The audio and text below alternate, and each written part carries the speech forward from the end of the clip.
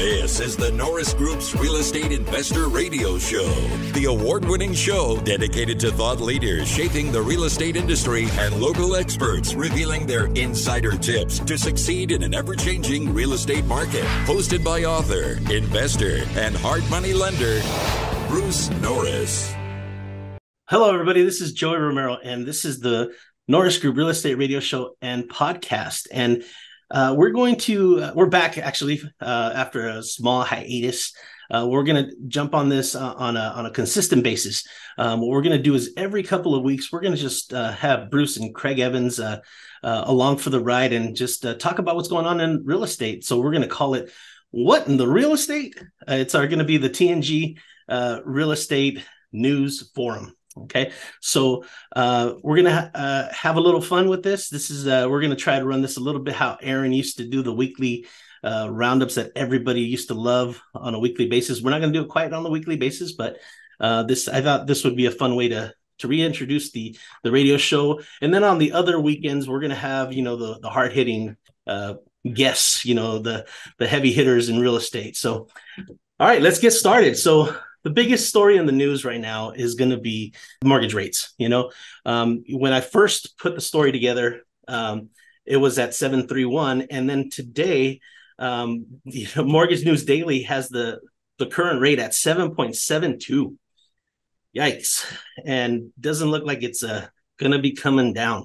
And so, what that means for monthly payments for $1 million homes, you're looking at a monthly payment at about $6,800. And even on a more modest home of $500K, you're looking at $3,400. So it's creeping. And, the biggest, this is probably the highest. Well, not probably. It is the highest it's been since probably about December of 2000, which it had the rates at about 7.42. And the other thing it's doing is ARMs are taking up a little bit. They actually ARM loans actually represent about 8% of all the loans now, and it's getting higher. So my question to the both of you is, do you guys see this dropping anytime soon? Greg, you want to go? Go ahead. I'll let you jump in real quick because you were with the stuff you were sending me the other day. You've been playing with this for a few days. So yeah, well, Joey, to have an interest rate reduction, you need a downturn in the economy. So as soon as you have a recession, and all that's sort of in play. So there's a lot of things that cost more. The savings that we had was $2.5 trillion. Now it's down to $500 billion, which is still a lot more than it used to be, let's say, before the pandemic hit. But as soon as you have a recession, then the Fed will start going in the other direction. And let's say maybe that's spring of next year. So you could have, a pretty big correction, depending on their concern about inflation coming back right away. So, what's interesting, and Craig could talk about this because he hires workers. There's a lot of pressure on labor, and there's like big unions and stuff are getting to say, okay, we want this much. And like UPS, driving a UPS truck pays $150,000 a year. Well, that's inflationary. So we'll have to see how much that, trips into the numbers of inflation. But overall, I think the economy's slowing, and you'll have that be continual until you have a recession, and then the interest rates will get softer. But, maybe the days of those 2% mortgages that we enjoyed, those are a thing of the past, at least for now. Yeah, I agree, Bruce. I was talking with some friends this past weekend that are in the mortgage industry, and one of the lenders that I work with in several different instances, they had a big their national meeting and stuff up in I think Columbus, Ohio, or something where they'd met, and several people from their team, were putting out some data to them. Same thing, looking at some of the indicators that are going to start leading to some of the softening in the economy as a whole to start driving rates down. But it was interesting. I know you and I have talked several times about potential for, lower rates coming in, Q1 sometime of next year. And I was interested to hear from these people's take that the mortgage side of retail mortgages is all they touch every day. They're still leaning to lower mortgage rates by end of Q1, like you just said, and sometime in the spring. So that I find that encouraging. We are, just as you mentioned about labor and inflationary issues. There are some inflationary things that we're still seeing, but I will say this: for the first time in probably 2 years, a little over 2 years, for the first time in the last 3 weeks, we've been hiring people at a lower rate than what we were hiring month over month. Okay. So with the amount of people that we hire on a monthly basis, that was encouraging to see that we're getting some skilled workers and skilled labor, not just unskilled day labor, but skilled workers coming in at a rate lower than what we got them 30 to 45 days ago. That's an interesting thing to me, because that's one of the, I believe, just in what you were talking about a few moments ago when you're talking about unions and things that are driving a lot of the inflationary process, that we're starting to see a little bit of that turn coming when I'm seeing people saying, "Hey, I'll work for this." They're starting to show a little bit of some of the stuff happening there that's moving towards that. Now, we're there's still a lot of real estate going on, so it's an interesting dichotomy that we're seeing in that process as well. Well, what's really interesting is that, let's say, I try to play this out in my mind and say, what side is going to be more excited to participate? So you're at 7.5 plus mortgage rate right now. Let's hypothetically say that it's now 5.5, and 80% of the mortgages in place are below 4. So what side becomes more motivated? Is the buyer side, who's been on the sidelines saying, I'm not going to get a 7, but now that it's 5.5, I'll participate? Is that going to overwhelm the guy that's got the 3% mortgage and say, I'll list now because at least I can get a 5.5? See, I think the pressure is going to be on the buying side, that they're going to go, okay, well, 5.5, I'll get that. Well, that was going to be my next question, was if this goes to 8.5, and then by the, whatever time frame they bring it back down to, let's say 6, it's going to feel like a fire sale, right? Yeah, I think, John Burns does a lot of research. He came out with something, and I think I sent it to you, Craig, Right. talking about the 5.5 was like the mental number right now that clicks the switch to they'll participate. And, one of the things the builders probably have in place that a single individual owner doesn't is the ability to buy down a mortgage on a regular basis. And so, even if the mortgage was, say, 7, you could pay points and so forth and maybe buy that down to that magic number. So unfortunately, the higher normal rates get, the more expense that costs, and sometimes it's not even available to the extent you might want it. So with the rates this high, I mean, you basically think about the volume of sales for the regular real estate person. It's at 50%. So that whole industry is 50% unemployed if you look at the total income they're making. And that's lenders and agents. So, I mean, they've got, that's just like having a depression in their industry. So if some reason that mortgage rate can get back into that, under 5 or under 6% range, I think that would induce a lot of participation on the buy side. The inventory, though, I'm still thinking, okay, well, where's that going to come from? If it's not going to come from the guy that has the mortgage at 3.5 or 2.5, then it's got to come from new builds. Or there's now a lot of pressure back on the inventory that does go for sale, which is really kind of crazy. But, when we wrote the report with the title Uncharted Territory, that was tongue in cheek, but it was being real. It's going, we've never seen these set of charts. Well, I think a sub 6 number would absolutely get renters off the bench, but it's not going to move people that are in place with those 3.5 and 4s. I think the people that had the low mortgages actually kind of made a permanent decision during that process, because they didn't get to refi like in a 3-month period. They got to refi over an 18-month period. So they went from 5 to 4.5 to 4 to 3.5. And at some point, they probably said, wow, let's pay off our college loan. Let's add that office we wanted, or the 4th bedroom. All that's in place, and it's like, we're good. And I think that's really the issue, is that they're pretty permanently going to stay there. So, Bruce, it's been interesting. I've talked with several high net worth friends down here, and a couple of them are actually making moves in their primary residence down here, or secondary residences down here.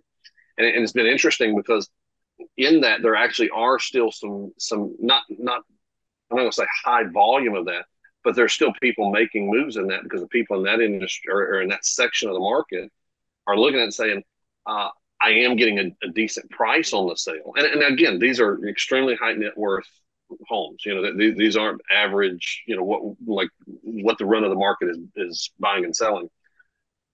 Because what they're looking at is they say, listen, we can do a rate buy down for right now and keep our rate at a decent price, but we're getting a better price than what we would have even gotten 90 days ago in that high net worth side of a home. I'm dealing with somebody that's just buying one for about $7 million. 180 days ago, that house was just shy of 10. Well, they're buying it at 7 because now this person needs to get out. So that's a significant decrease. They're saying, hey, we know that the rates will go back down. We're going to do a rate buy down for right now, sit in it, and then we'll refinance later. The interesting thing, what you talked about, is what you and I talked about last week on the home prices that we build for the what we call our workforce building that we do, right? The mainstream America that we build for at Douglas Brook. In that process, our biggest play is not what so many people used to. Hey, we'll lower your price. We'll give you some closing costs. That's really not the biggest aspect of where people are getting it. It's physically, because of an interest rate, they're being priced out of the market. It's not necessarily about the price of the home anymore. Right. And so that's what we're seeing to get our houses in a moving situation on a retail basis right now. That's the big play that we're utilizing, and a lot of builders are, just like you mentioned, is that we're doing rate buy downs. Because when I can go down and buy a rate down 1.5 or buy it back down into the 5s, it allows me to keep my comps where it's at and keep the market stable in that process. Looking for a rate turn in the next 4 months, 5 months, 6 months, that type of process, that the market is then continuing to stabilize. And we turn it around with a rate buy down. That is helping us move our sales at a dramatic pace. What does it cost to buy down the interest rate, say 1%? Say on a $400,000 house, what would be the cost to get that to be from a 7 to a 6? So half of a California house. Half of a house. So we just did one at 376, and I want to say our buy down that was just a little over $8,000, if I remember right. $8,200. How far is the lender willing to go on that? In other words, let's say you had a buyer, but he said, I have to have that 5.5. So you had to bring this thing down to 5.5. Is that even possible? Will the lender cooperate? It is. Okay. It is. Yep. We had one maybe a month ago that we needed to buy down 2 points on. Now what I did is I didn't do a 30-year buy down on that. I did I think a 3-2-1 on that, if I remember correctly. Okay, so there's some flexibility there. Correct. See what's interesting, because of the recent history of the low interest rates, what you said is significant. I think there's optimism that we'll return to those great rates at some point. That's why that decision is being made. So it'll be very interesting to see, Sounds like we need to interview Carrie Pierce next week. Well, you know what? I asked him, so what are rates? I don't know. Did I send that to you? No. Craig? Okay. Yeah, you sent it to me, yes. Yeah. So his rates would start with a 7. They started with an 8. Yeesh. Yeah. So all of the 3 categories and he was basically saying, okay, there's Here's the FICO score, a really strong FICO score, 600, a standard loan for Fannie Mae in California, 20% down. And if you were paying some part of a point, you got below 8.25, but everything was over 8, man. Wow. Yeah, Wow. I didn't have a time to talk to him about that, but that's why I asked Craig what his rate was, because I thought, well, here it is, sale price 600 grand, loan 480, FICO score 740. At 1.2 points, it's 8.25. If it's less than a point, it's 8.37, and half a point was 8.5. 30-year fixed. We're gonna have to change our name to harder money loaners. Well, Bruce, one of the other things that we're kind of working through on some of this as well is some of the adjustables that people are using, because not trying to buy more house, 04, 5, 6, and 7, people were using ARMs, just trying to get more house and trying to get more houses, and using it in a very unwise strategy, and people were giving ARMs to anybody that could fog a mirror. It's interesting because of what you said a minute ago, because of the positivity of coming out of what people are seeing, of what everybody is believing the market is going to do over the next 6-8 months from an interest perspective. People are coming into an ARM situation. We did an ARM last week. It was a 5-1. I want to say we were low to mid sixes on a 5-1 ARM. So again, with no rate buy down, just a standard ARM on that. Again, that's saving them, a point and a half, point and a quarter right out of that basis. And they're with this one, they were locked at that 5-year spot. That's not a bad gig when you're looking at that. No, I think that's good. I want to say they had maybe it was a 2-year prepayment penalty, but then the buyout of that was like half a point if they wanted to buy, or maybe it was a point of the buyout early situation. So again, if rates drop in the next 8 months to a 5.75, something, as you said, I love your language, something that starts with a 5, if it goes to that, it's well worth it to pay, let's call it even a point, right, as a prepayment penalty to refinance that back down 2 full points and be locked at a 30. That's a great product. Yeah. Well, I'm going to need to have you share with me the lender's contact information, because that's, I don't think we have. If you'll do that free of charge, right, Craig? Absolutely. All right. So let's, I knew this one was going to take a little bit of time for us to mull over, but the Adam Data came out with a story today. In their report, they examined 575 U.S. counties in as far as what the median home price was, and they found that in 99% of those counties, it's unaffordable for the median income, which is $71,214. So, if the target is 28% of your income to go to housing before it gets deemed unaffordable, that's where they got this data. So, is the American dream slipping away? What's interesting about affordability, so since we're very familiar with those charts, when it's most affordable, so let's go to 2009. In California, it was 58%. In the country, it was well over 70%. And so everybody hurried and bought one, right? No. Everybody was freaked out, and we had to bribe people with $8,000 to buy a house that was at 50 cents on the dollar. Go back to 2006, go to 2021. The affordability number in California is 17. Do you have any trouble selling anything? No. You had 6 to 10 bids in about a half hour for anything that was for sale. So it's always interesting, when somebody points out the data, the affordability number. So let's look at the history. What happens when affordability starts to come back? Every other chart does terribly, because you've overdone it. You've reached a bottom of affordability where if you have an honest lending world, you don't have a lot of people that can get a yes answer. So what's unusual right now is we are just bouncing on that bottom number. So California is now at 16. 17 is usually the bottom number, unless you have a dishonest lending environment. So we are literally maintaining median price on the strength of nothing is for sale that outnumbers the buyer's capacity to buy what's there. So Adam data is interesting because what do? They count foreclosures.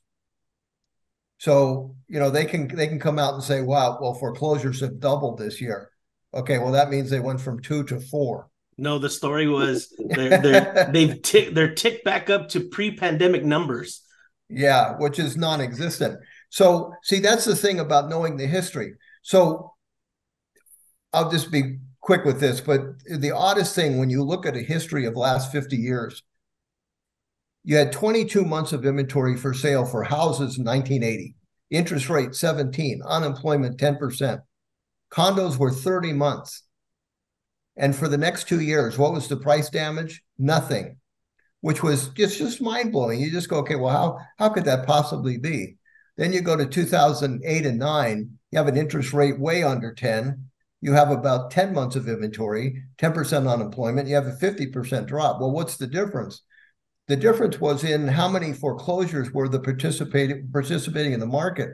In 2008 and 9, it was 70%. It dictated the value of every other property when that property sold for nothing. Well, in 1980, there was only 1 in 4 sales. It didn't dictate anything. So that's what's interesting going forward is that you really have to ask that question. Are we going to have a category of urgent sellers that have to sell no matter what that affects the value? Well, I'd like to know how they're going to show up. Greg, on your end, you employ over 100 employees. Is the American dream still alive and well?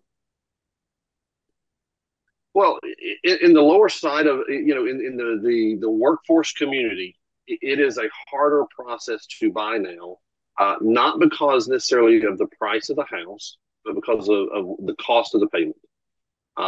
Bruce and I were talking the other week on some of these houses that are out on the market for resale side of it. The mortgage is there's more value in the mortgage than there is in the home itself. And so that's where coming from let's say in a new construction component, because as Bruce has laid out many times and we've talked about, people that were refinancing in the 2s and the 3s, that's a money rate that I don't know that we ever see that again. I mean, I know Bruce and I battled back and forth on a few levers that can be pulled and that could happen that could get us back there. There's several; those are some extreme cases of things happening. But if we get back into, I think, what did you say a minute ago, Bruce? 5.5 is kind of that rate that people have locked as what everybody feels is a healthy rate. Yeah. And Joe, as you said, you get back to that, all of a sudden it is going to be like a fire sale to people where they're going to feel like all of a sudden they can afford a home again. Yeah, when you're in the 8s. I've got plumbers, I've got lead concrete guys, things like that will make. Now they work. Don't get me wrong, they work, but they'll make 6 figures. But they're having a hard time getting into a house because they physically can't afford the payment because their DTI is upside down. See, what's really interesting about what our event is going to be able to share with the audience that I survived is David Kittle will be on the panel. David Kittle is like one of the top guys in the lending world. And the suggestion on that night will be find a way to let these mortgages walk forward to the next buyer, because that'll fix your entire industry. As far as the realtors, they'll have something to sell. If you don't do that, that inventory is not showing up, and it's 85% of the volume normally. So the volume is down by 50% in California from 500,000 to 250. And the builder portion of it has gone from 15 to 30. And that's national. It doesn't mean the builders are selling more homes. It means that people are trying to find something to buy and landing on the new home because it's still there. It's all that's there. That's right. Yeah. Yeah, Bruce, as I was telling you last week, we're still, for the last month and a half, every week over week, we're still 20% deficit on incoming versus outgoing homes on an MLS perspective. So new homes coming onto the market versus homes going off of the market via solds. We're solds and pendings. In other words, they're locked up, they're done, versus homes coming back onto them, or coming on the market, or coming back onto the market for a reason. When you take those two categories, we're 20% week over week, continually in a deficit of what's coming or what's available to the market. Now, just to clarify, you're not talking about your company, you're talking about Cape Coral. I'm talking about all of Southwest Florida, from Northport down to Naples, all of Southwest Florida. In those markets, it is week over week, we continually see 19.5 to 20.2% deficit every single week of incoming versus outgoing. And the volume, while it's not what it was 6 months ago or 8 months ago, the volume is still not bad. Now, the last few months, August and September, are historically slower months. Right. Everybody's, getting ready for school. They've just gone to school. They just bought all the stuff for their kids. It just is what it is. But even in the last 7-8 days, I mean, the buzz about what's happening in the real estate market down here, and I've got some friends in Georgia that I spoke with this morning, same thing. Last 6 or 7 days, all of a sudden people are saying, hey, phones are ringing like crazy again. I talked to our sales office about an hour ago. They had 14 calls today already wanting to see houses. So it's interesting to see that dynamic of turning back on once you get to that kind of change in the market of where that's at. But when you're saying, hey, in this marketplace as a whole, there's a 20% deficit every single week of homes coming on versus going off. That is starting to dwindle of what's out there. Yeah. One of the things that follows interest rates is the T-bill. And Bruce, I know you followed it for a long time. And if we look at the T-bill from 2019 to now, it's up 500%. But if you look at the chart, from 1982, and you see that it's, it was hovering at, 15 and 12. What are your thoughts on the T-bill, and will this continue to rise with the interest rates? What's interesting, John Burns texted me something last night, and he was trying to say, because I sent him that quote from Kerry Pierce about the 8% interest rate, and he says, OMG, he says, except for when I first bought a house, it was 8.5.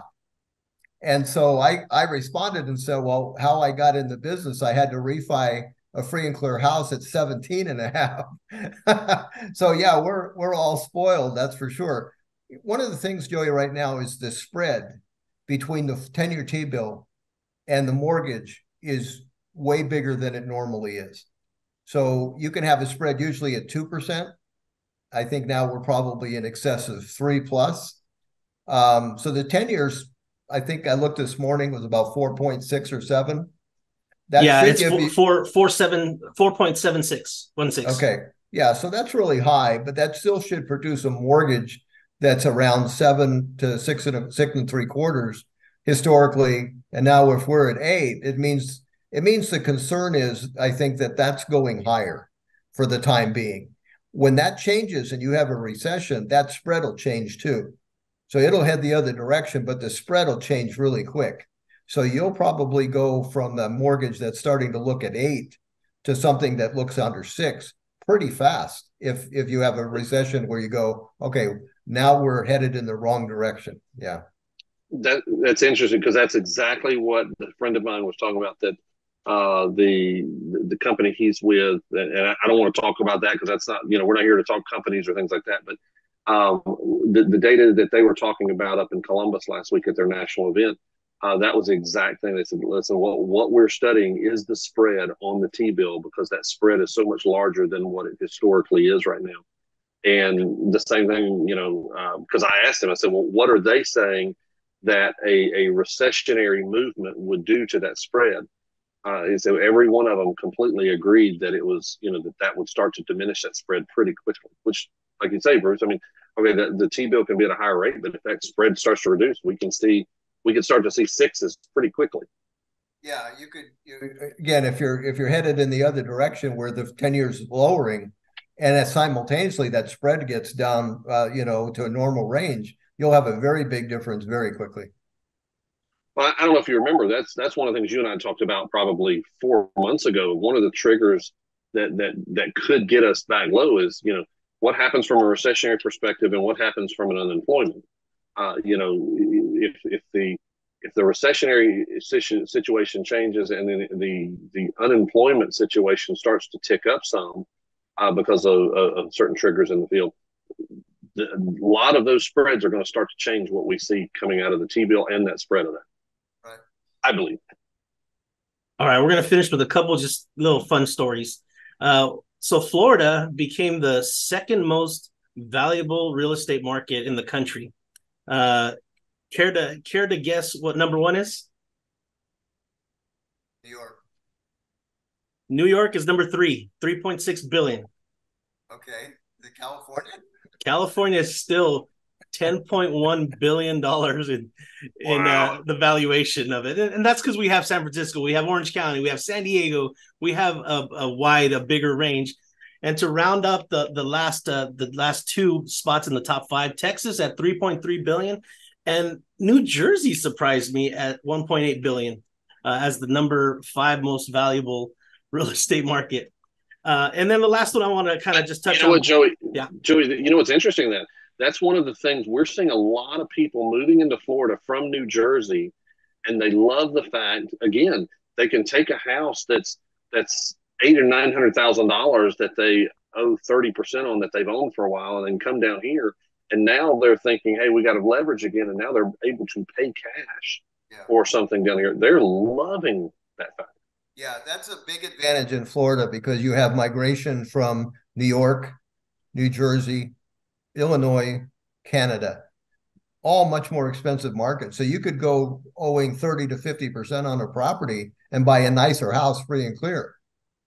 So that's pretty cool.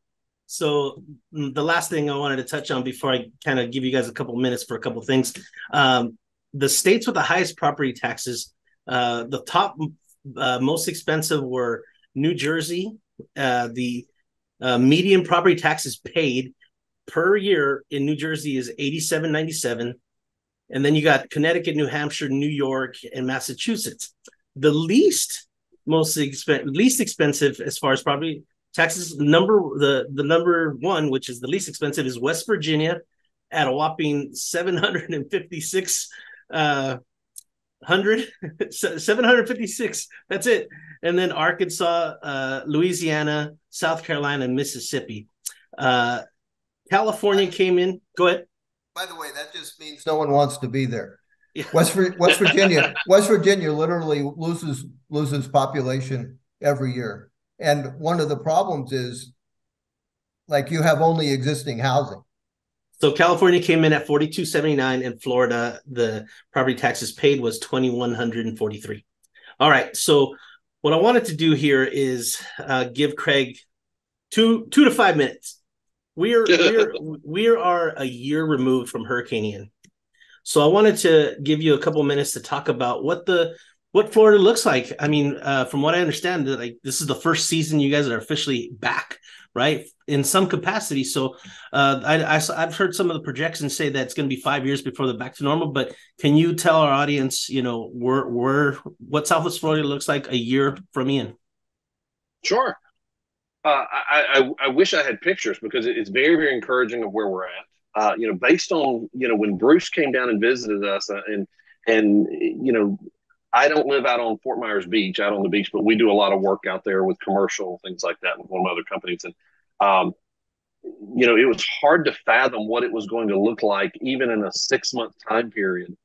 Boy, it's great to see what a community can do when they pull together and become a community and start to do things. And that's, there's a lot of labor and skill that came in from other parts of the country as well, as it always does out of, after any emergency and any instance like that. But when you went to where there was literally no water and sewer even imaginable on an entire island with, thousands and thousands of people and businesses, and no way to even get that up to having operational water and sewage in a matter of 37 days. It was a massive undertaking.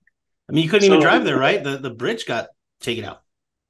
And that was interesting. You couldn't even get the population, the average population was not even allowed to go onto the island for about 72 days. But yet, by that time, we already had operational water and sewage back on the island. Not for the entire island, but for 75% of the island, we already had water and sewage back on the island. So very encouraging to see, how things are taking shape. It was kind of funny because, we're a year removed. People are getting put back together. Is there still tarps everywhere on roofs because you can't keep up? Is there still 3, 4, 5 years worth of construction? There is on some of the things, but it's so interesting because I saw something pass the other day that they're going to be starting in Cape Coral on the red light and the stoplight replacement process that they're expecting will take about the next 8 months to a year. That's supposed to start, I believe, in December of this year. And it kind of hit me. It's like, hey, everybody just jumps in and we're right back to going to normal, forgetting that, that stoplight has been crooked now for the last, 14 months. Yeah, okay. You get used to that. You keep going. You help your neighbor. You do what you've got to do in spite of the crooked stop sign. So things don't stop. There's a lot of interesting stuff. We were very, very. It was great this year to see some of the storms moving through and not get beat up and pummeled. We were obviously a little concerned as what was going to happen with the storm earlier this year that came through, and unfortunately, it hit up into the Big Bend of the state, and I know they took a beating. But boy, all of Southwest Florida, even with that, has fared very well. We're returning and getting back on a par, a semblance of normalcy. I know Joey, you've seen Bruce, you've seen kind of what's happening with our construction timeframes, things like that. We're starting to get back to a semblance of normalcy of how things can function and hitting timeframes, and those things are very encouraging. So it's encouraging. I love where I live. I'm proud of being a Floridian, and I'm proud of our community to see what we've done and how people are helping each other. Social media has been a great thing to watch. Of course, everybody can air their dirty laundry on social media, but at the same time, you get to celebrate wins of a community when you see that stuff. I probably troll social media maybe once every 2 or 3 weeks. That's about it. But when I do, I get to see friends that are all of a sudden they're back in their houses and just coming from a year ago had nothing. A friend of mine was out on the island and literally his entire house was completely underwater. Didn't come off his foundation, but at the same time, he 5 weeks ago moved back into his house. Completely remodeled back into his house. So it's been a hard year, but a good year. It's a good place to be.